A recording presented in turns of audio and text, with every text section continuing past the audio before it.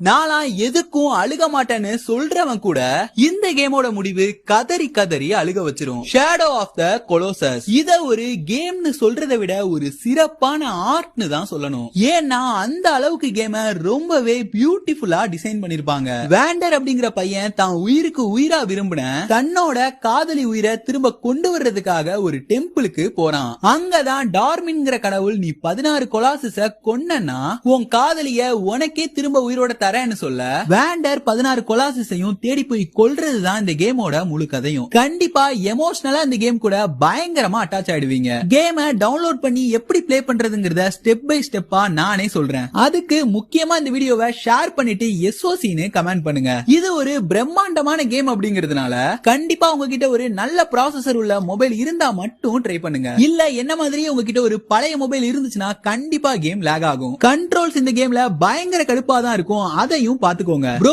இதெல்லாம் எனக்கு பெரிய மேட்டர் இல்லைன்னு நினைச்சீங்கன்னா ப்ளீஸ் இந்த கேமை ப்ளே பண்ணி பாருங்க.